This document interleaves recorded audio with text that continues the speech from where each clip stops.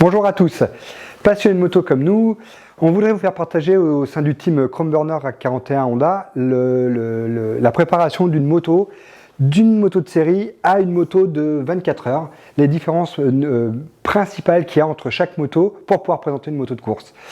Aujourd'hui, on va vous présenter les freins. On va vous parler des freins, les différences et spécificités pour une moto en catégorie stock, ce qui font qu'on a une différence avec la moto d'origine. On remplace nos disques d'origine par des Brembo. Ces disques sont plus épais. On prend aussi de la plaquette Racing SBS Endurance. L'ensemble est bien plus performant sur les chauffes et la durée. La principale différence entre les freins, c'est qu'on a un système de ravitaillement rapide qui nous permet de désaccoupler les étriers du système de freinage. À l'inverse de ce qu'on a sur une moto d'origine, où sur une moto d'origine, tout le système de durite est en un seul bloc et va directement du mètre-cylindre au boîtier ABS que nous supprimons et ensuite aux étriers de frein.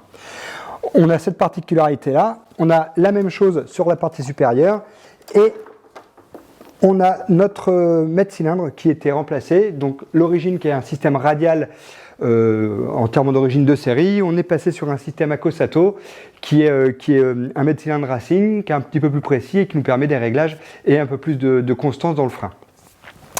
Ensuite, on a des durites type aviation. Donc les durites type aviation, c'est-à-dire que d'origine, on a des durites qui sont en plastique, en plastique moulé, formé directement en usine.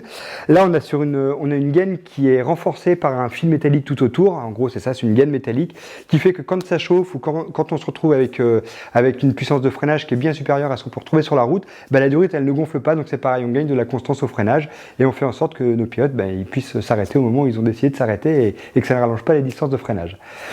On supprime donc tout le système ABS de la moto.